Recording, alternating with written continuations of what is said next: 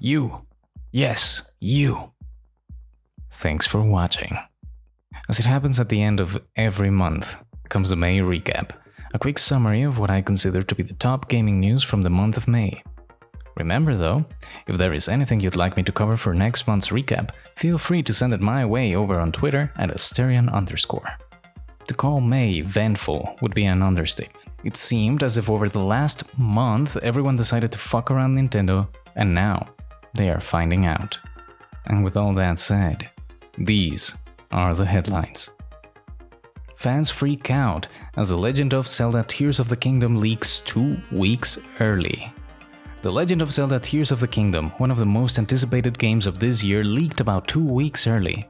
Physical copies of the game seem to have sold ahead of the game's May 12th release.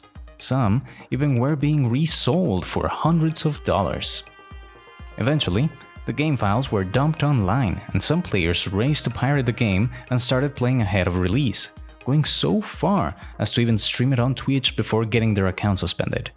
Others also started streaming, but over on Discord, where people swarmed over just to catch glimpses of what lied ahead.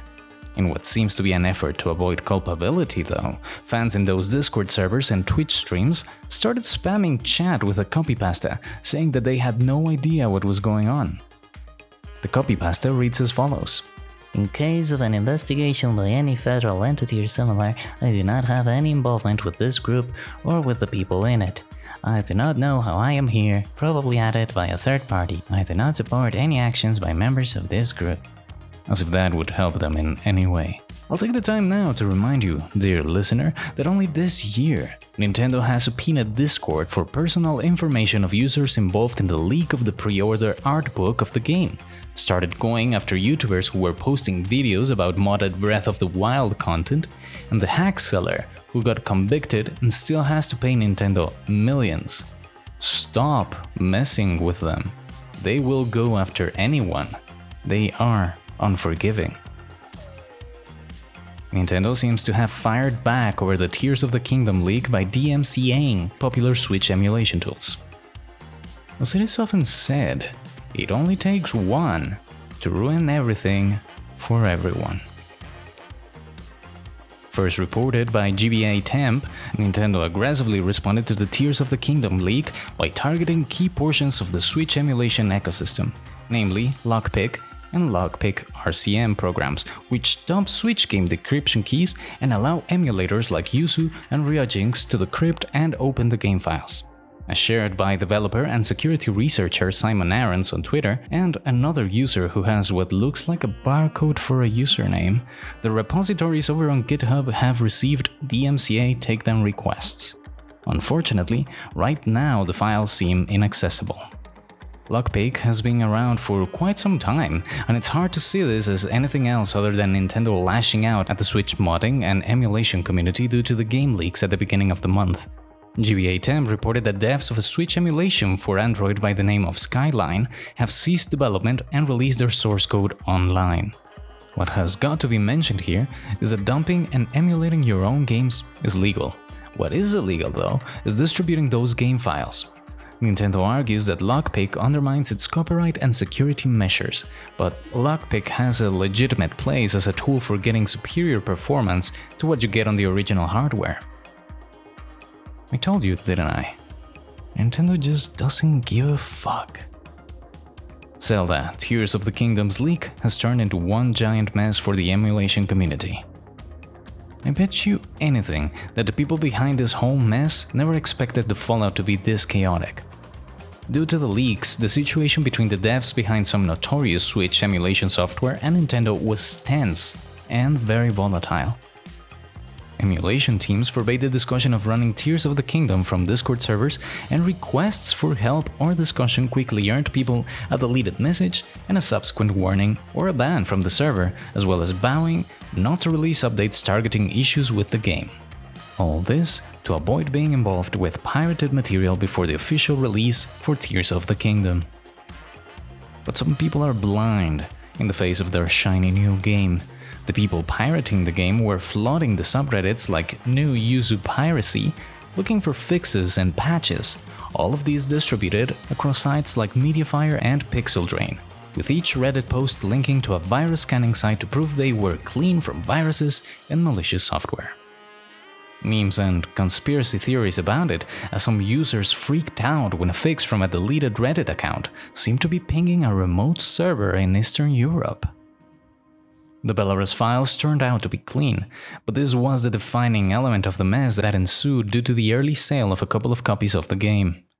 Emulator development is usually open source, so everyone who lacks the programming skills can jump on GitHub and find who is changing code. But without the emulator dev teams working on Tears of the Kingdom during that time, third parties who were pirating the game started modifying code to fix various issues and uploading their own precompiled builds of emulators.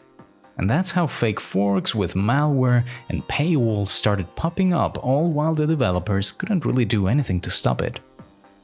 Luckily, it seems that the developers have managed to weather the storm, as one day post-launch, Yuzu emulator devs announced Tears of the Kingdom as fully playable, with native Switch-level performance, and with even bigger resolutions that require no external hacks. All you need is the emulator and your own legally dumped copy of the game. And one final warning before this whole recap is just about the Tears of the Kingdom fiasco. Yes, Nintendo may know where you live and who you are, so you should probably stop pirating Tears of the Kingdom before you owe them millions, which you will never finish paying them back. But then again, those who don't know the story are doomed to repeat it. The whole Super Mario Bros. Movie was uploaded to Twitter.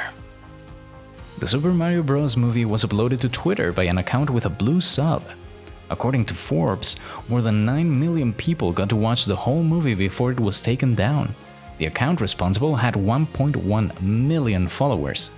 Usually, non-subbed people are limited to uploading 2-minute and 20-second videos, but whoever pays for the checkmark can now upload videos of up to an hour long, which is why it was uploaded as 2 files. After over 7 hours, the Twitter account got finally suspended. With the movie taken down, everyone else will have to go rent it or something to find out if the princess is indeed in another castle. This new Counter-Strike map was created to smuggle the truth about the Ukraine war into Russia. Finnish newspaper Helsingin Sanomat created a CSGO map with a secret press room detailing the war in Ukraine. To coincide with World Press Freedom Day, Helsingin Sanomat commissioned a map by the name of Devoina that resembles a war-torn Ukrainian city. Within it, there is a corridor that leads to an underground bunker, where people can find information and news coverage in English and Russian relating to Russia's invasion of Ukraine. As said by the newspaper's editor-in-chief Antero Maka, the idea came because Russians have very little chance to receive independent information about Putin's invasion of Ukraine, but the gaming world and gamers themselves are still left unchecked. I am unsure for how long this room will remain a secret. It may be a matter of time until the Russian regime starts limiting access to the map or the game altogether. But one has got to applaud the effort by Helsingin Sanomat. There is no way to tell just how many people this might reach, but as long as it reaches some, it is just good enough. Discord announces forced name changes, pisses everyone off. Discord is a pretty good product. It's an easy way to communicate with friends, find real-time communities around topics of mutual interest, and it's crucial for making use of voice chat across most online multiplayer games. But now, they've decided to muck it all up by forcing everyone to switch to a new username which no one seems to understand the reasoning for. Before, you could pick your own username. How is that black magic even possible, you may ask, Jonathan? Well, for example, if I am Asterion on Discord, but some unoriginal decides to take that as well, we would all get a number differentiator, which was great, because it meant you could be whatever the hell you wanted, and just check the 4-number differentiator in case you want someone outside your shared Discord servers as a friend. But Discord has arbitrarily deemed that too complicated, so now we need to pick a unique username. Kind of like Twitter. Logic really escapes people, doesn't it? They say that this is to simplify. Unfortunately, I find it difficult to see how this simplifies things. Forcing people to change usernames and potentially have them being stolen by inactive accounts or people looking to sell them online is not my definition of simplifying or helping people express themselves. Hell, even the example they gave of there already being 10,000 users with the name Mike has been proven wrong by many. Currently, the arbitrary change for a problem nobody had is slowly rolling out, so you can expect to get prompted to change yours soon-ish. Olympic esports tournament adds Fortnite, but not any Fortnite mode you've ever seen before. Back in March, the International Olympic Committee announced that it was getting into esports by not adding any real esports, just digital versions of traditional sports. That went as well as Discord and their new usernames, so now they've announced they are adding Fortnite. But also, not really. There will be no Battle Royale, oh no. Players will be dropping onto the International Shooting Sport Federation Island to do target practice. They are only going to be testing target aiming accuracy. It's as if they asked my grandfather to come up with ways to bring young audiences to watch the Olympics. Needless to say, this misses the mark and continues to show just how out of touch the IOC is. I get why they chose Fortnite though. Bigger name to attract a bigger and younger audience, which is what they want. But if you're going to measure shooting skill, I can't help but feel that aim labs would have been a better choice. I guess we will have to wait and see if they'll let contestants rock their Naruto and Darth Vader skins, or if they will be forced to wear a uniform. Probably the latter.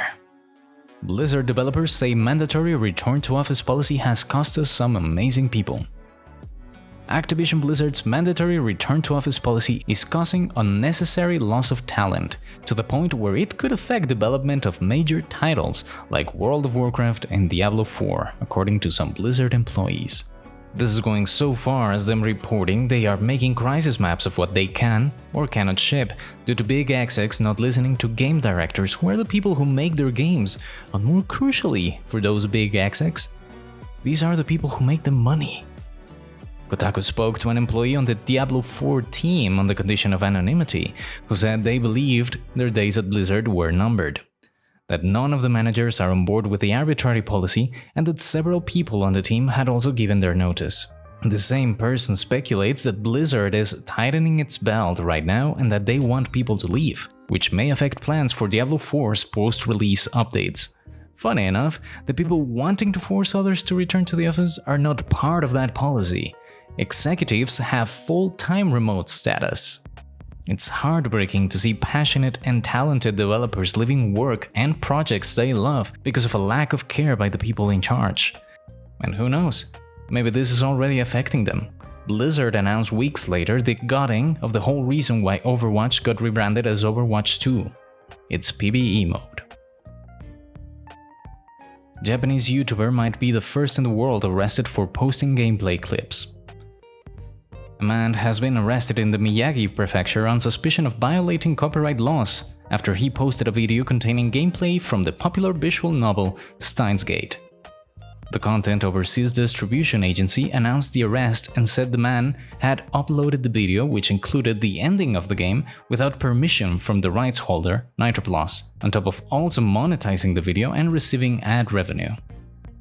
The man is also alleged to have uploaded other videos containing copyrighted content. The CODA describes these videos as fast content, a popular genre in Japan that condenses a given work, being games, TV shows, or movies, often with captions and/or narrations to summarize what is going on for the viewer. The CODA says the man has been uploading copyrighted content since 2019, and it acted after the copyright holders complained. The CODA also clarified it was acting on specifically malicious usages of gameplay footage.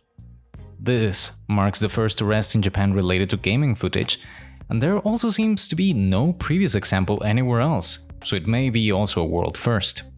Nobody tell Warner Brothers Games about this.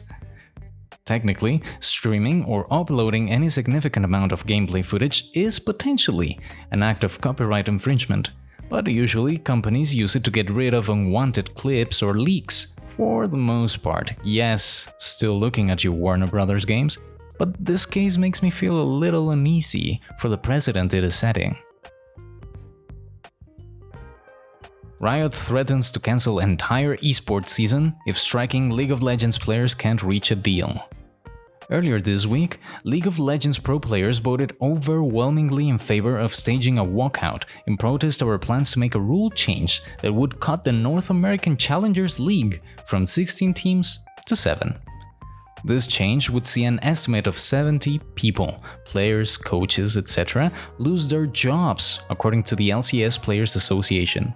The LCS Players Association met with Riot a few days ago to discuss possible solutions to the conflict, and shortly after that meeting, Riot published a statement in which they took the opportunity to say that if they can't reach an agreement in the next 2 weeks, not only would the entire LCS summer season be called off, but the LCS teams would not qualify for Worlds 2023. The interesting thing here is that Riot claims this is all in the interest of keeping the North American League sustainable and economically viable. I would say this would be possible if NA organizations stopped offering ridiculous salaries in the millions to imported players that often underperform. And with this, the May recap comes to an end. I realized halfway through compiling and writing that the whole Tears of the Kingdom saga could have been its own video. Live and learn, I guess. I will be back at the end of June to update you on the comings and goings in gaming. If there are stories you think I should cover it next month, reach out to me on Twitter. Don't forget to like the video and subscribe to the channel. And let me know what you think. Will Activision Blizzard ever stop behaving like a corporate executive stereotype? Probably not. Is Warner Bros. Games about to issue arrest warrants for everyone who uploaded a clip from the Arkham games? Let me know what you think. I am Asterion, and I will see you next time.